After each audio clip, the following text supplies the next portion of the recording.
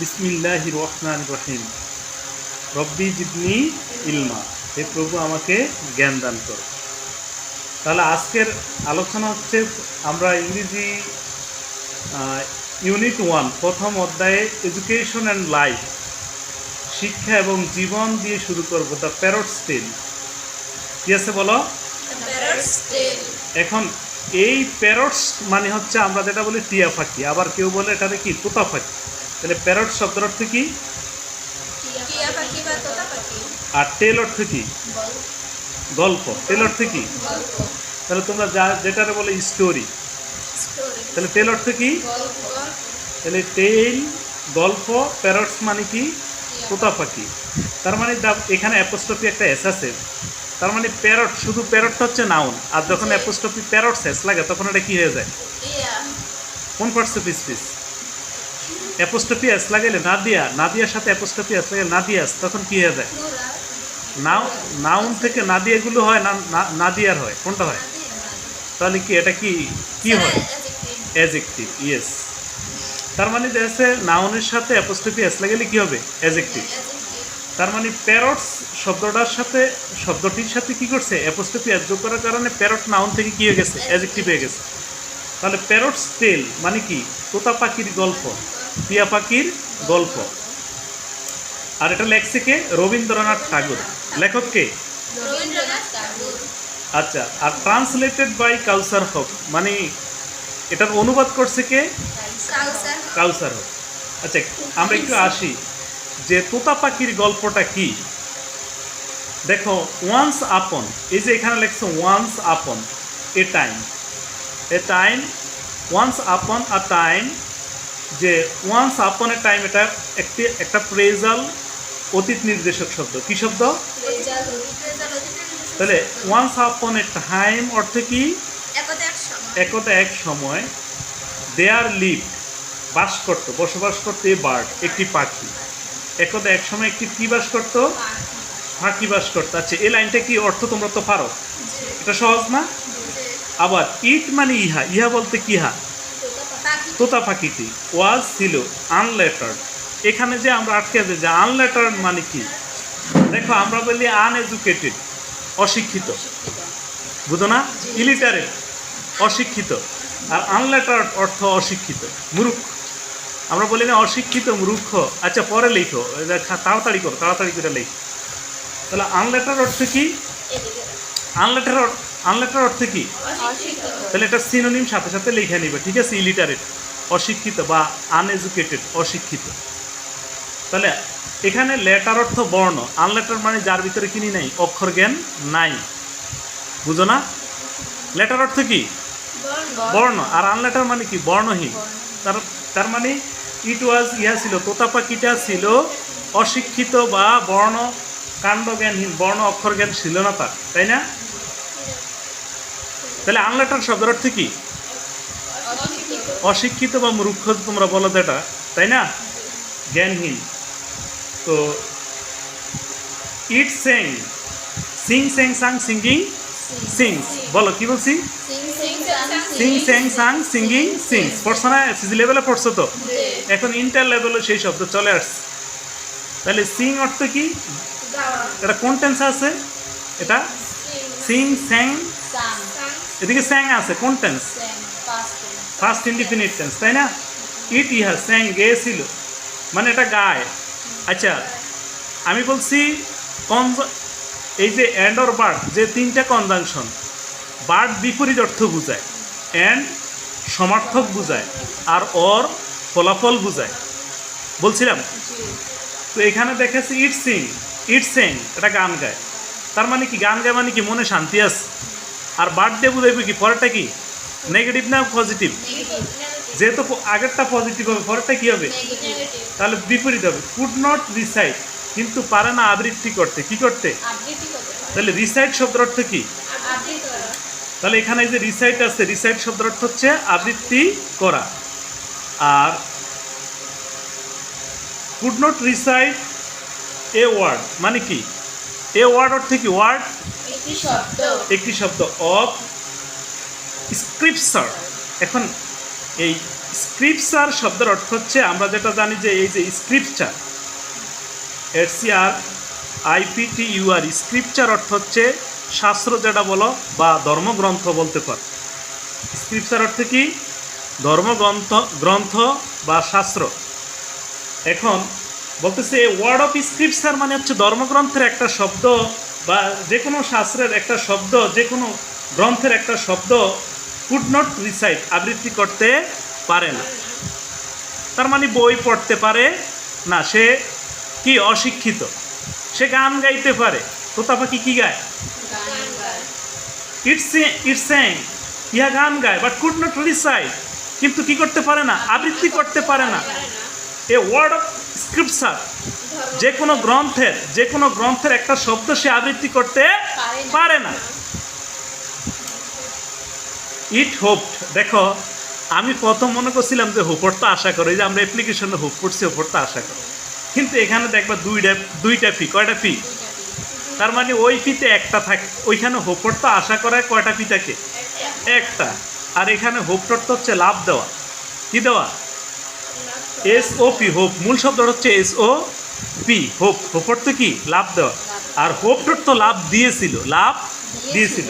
তার মানে ইট হোপ, ইহা লাভ দিয়েছিল, এটা ফার্স্ট ইনডিফিনিট টেন্স, তাই না? এটা অ্যান্ড এবং it subject, fly flew flown, flying flies পড়াইছি তো, SSC লেভেলে পড়াইছি না? Fly flew flown, flying flies পড়াইছি তো। এখানে যেহেতু পড়ানো হয়েছে, তাহলে দেখেছে ফ্লাই এর পাস্ট ফর্ম হচ্ছে কি? প্লেও। তার মানে এটা লাভ দিত এবং ইট প্লেও উড়তো। আবার এটা কি পজিটিভ না? দুইটা পজিটিভ তো, লাভ দিতে পারে, উঠতে পারে, এটা কি গুণ না? আচ্ছা, উঠতে পারে, বাট কিন্তু তারপর একটা বিপরীত আসতেছে কি?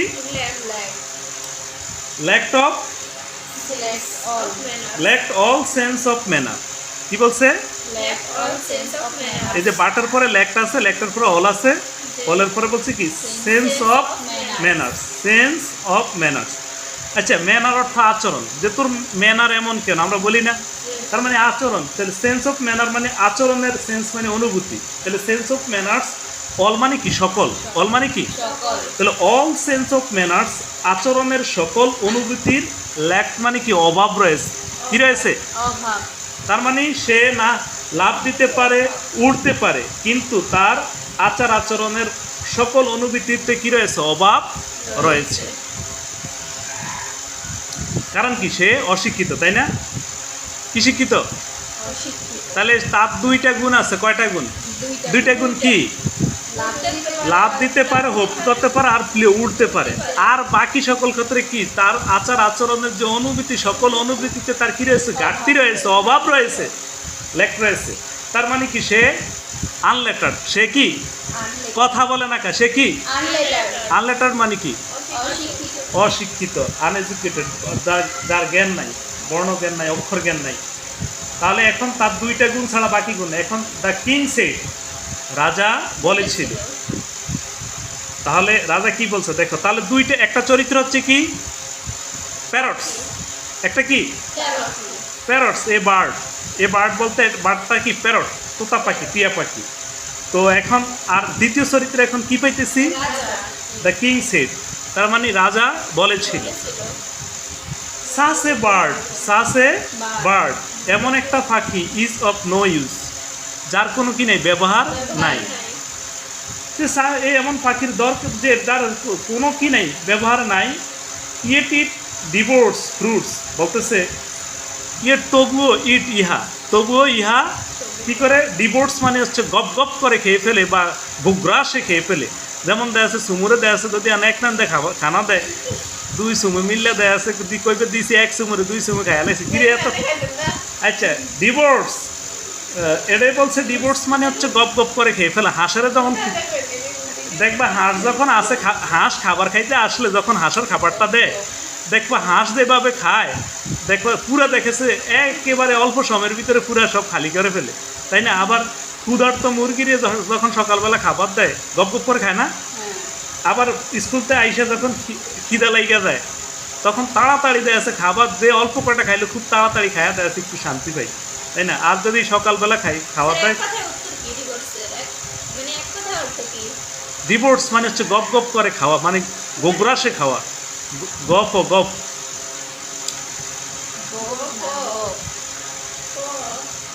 গপ গপ করে খেয়ে ফেলে।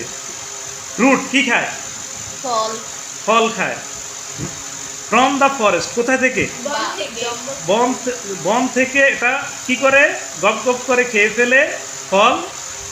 ব্রিঙ্গিং ডাউন, ব্রিঙ্গিং, তাহলে দেখেছে ফল খাওয়ার পরে কি? Bringing down the profits of fruit errors in the royal market.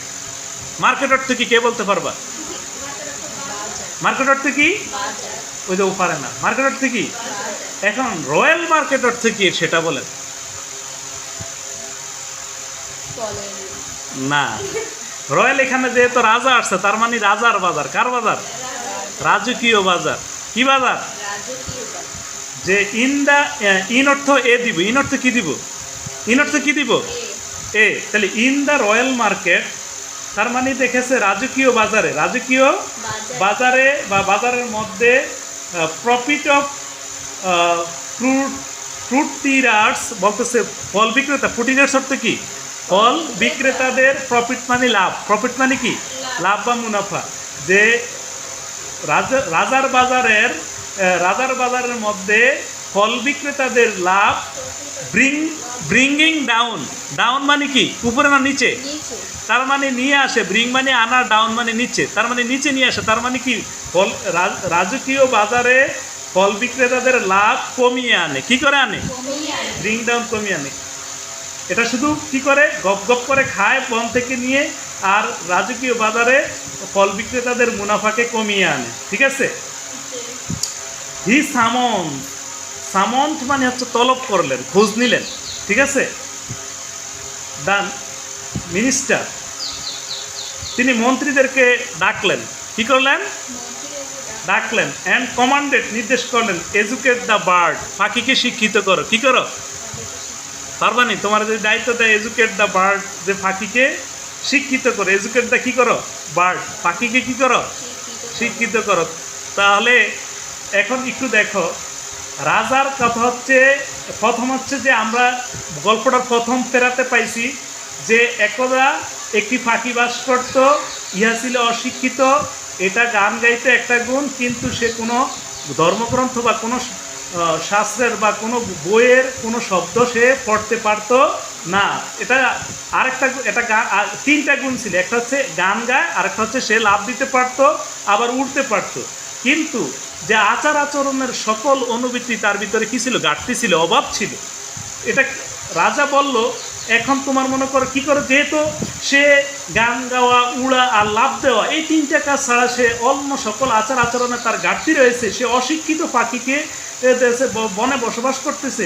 তাহলে একটা কাজ করো, যে সে ভাবতেছে যে সাস এ বার্ড অফ নইজ, যে পাখির তো কোনো ব্যবহার নেই, এটা শুধু বাগান থেকে নিয়ে গপ গপ করে খায়, আর দেখেছে আমার রাজার যে ভান্ডার আছে ওই ভান্ডারের মধ্যে ফল বিক্রেতার মুনাফাদেরকে কমিয়ে আনতেছে। তাহলে সে মন্ত্রীদেরকে ডাকলো, ডেকে আদেশ করলো, এই পাখি অশিক্ষিত পাখি থেকে কী করো? শিক্ষিত করো। কি সুন্দর শোনা যায়? গল্পটা পড়তে পারলে সুন্দর, না এলে কিন্তু সুন্দর না। The task of educating the bird, পাখিকে শিক্ষিত করার কাজ। টাস্ক করত কি? কাজ। ফলেন, ফিল অন পড়েছিল the king's nephew his sister সান, তার মানে তার বোনের ছেলেদের। সান অনেক অনেক, তাই না? সিস্টার সান মানে কাদের উপর পড়ছে?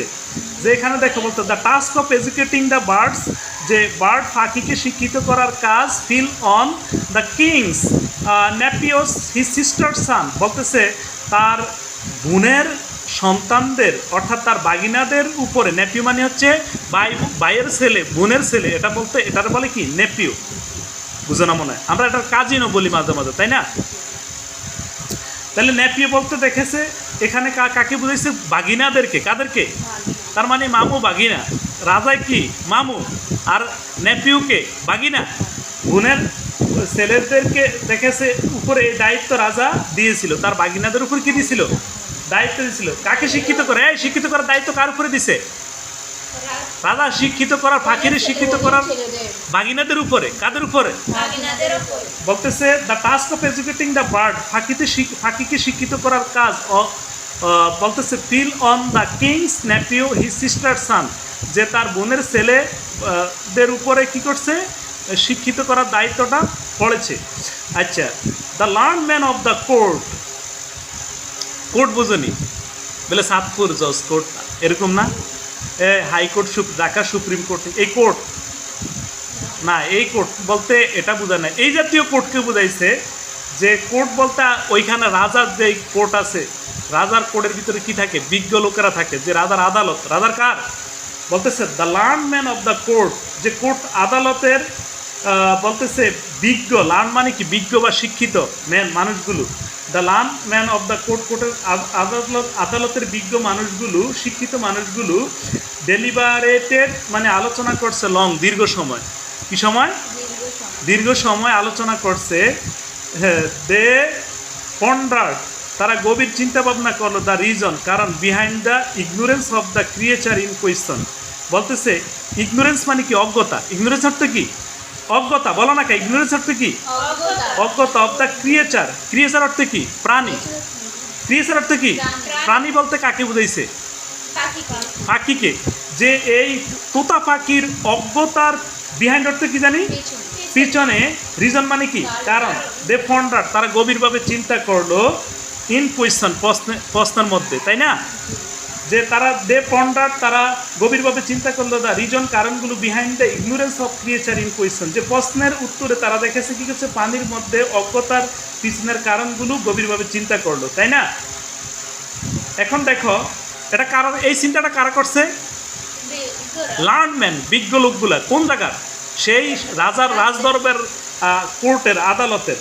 দ্য কনক্লুশন মানে সিদ্ধান্তে আসলো, উপসংহারে আসলো, কনক্লুশন অর্থে কি উপসংহার বা সিদ্ধান্তে আসা, পরিশেষে আসলো কনক্লুশনে, দ্য কি দ্য বার্ডস নেস্ট, পাখির বাসা, বার্ডস নেস্ট অর্থে কি মেড অফ স্টো অ্যান্ড টুইক্স, স্টো মানে খড়, আর টুইক্স অর্থ হচ্ছে ছোটো ছোটো ডালপালা, যে পাখির বাসা খড় এবং ছোটোখাটো ডালপালা দিয়ে তৈরি, আর তৈরি, could not hold mass knowledge, বলতেছে ধারণ করতে পারে না অনেক নলেজ। শুনছেন এমন না কথা, এটা কি বিজ্ঞ না অভিজ্ঞ, মূলত টিয়া পাখি অশিক্ষিত না, রাজার বিজ্ঞ মানুষরা অশিক্ষিত। ওরা বলতেছে যে বিজ্ঞরা অনেক গবেষণা করে কনক্লুশনে পাইল যে পাখির বাসাটা, যে টিয়া পাখির বাসাটা তৈরি হচ্ছে খড় এবং ছোট ছোট ডালপালা দিয়ে। তো ছোট ছোট ডালপালা এবং খড় দিয়ে বাসাটা তৈরি হওয়ার কারণে যে দেখেছে এটার ভিতরে কি হয় না, ধারণ করে না অধিক নলেজ, মানে দিকে বলছে মাস নলেজ মানে হচ্ছে অধিক জ্ঞান ধারণ করতে পারে না। আচ্ছা, এরা কি শিক্ষিত না অশিক্ষিত? আসলে এই সমাজে অনেক শিক্ষিত মানুষ আছে যে বোকার মতো ডিসিশন নেই, যে যার কারণে দেখেছে হ্যাঁ, যে এখানে তোমার মনে করে যে অনেক টিচার আছে যে দেখেছে আসলে তার পরিবারটি মেনটেন সে করতে পারে। এখানে দেখো দ্য লার্নম্যান অফ দ্য কোর্ট, যে কোর্টের বিজ্ঞ লোকগুলো এই সিদ্ধান্ত নিছে যে এরা বেলা আবার বিজ্ঞ, মানে এখানে রবীন্দ্রনাথ ঠাকুর মূলত দেখেছে যে যারা শিক্ষক, যারা এই সমাজের কর্ণধার, যারা জাতিকে ড্রাইভ দিতেছে, যে যারা এই বাচ্চাদেরকে শিক্ষার বর্তমান যে প্ল্যাটফর্মটা, এটার এই পদ্ধতিটারে কী করছে, এই গল্পের মাধ্যমে প্যারট স্টেল টিয়া পাখির গল্পের মাধ্যমে ব্যঙ্গ করছে। টিয়া পাখি চরিত্র বলতে ছাত্রছাত্রীদেরকে বুঝাইছে। কাদেরকে বুঝাইছে? এই টিয়া পাখি কারা? তোমরা। টিয়া পাখি কারা? তিনটা টিয়া পাখি। এদেরকে খাঁচার ভিতরে বলতেছে এরা কিসের মধ্যে বসবাস করে, কির কথা বলেন? আরে শীতে এখানে বলছে যে খড় এবং ডালপালার তৈরি বাসায় বসবাস করে, আর এটা এই বাসাটা কি করতে পারে না, অধিক নলেজ ধারণ করতে পারে না।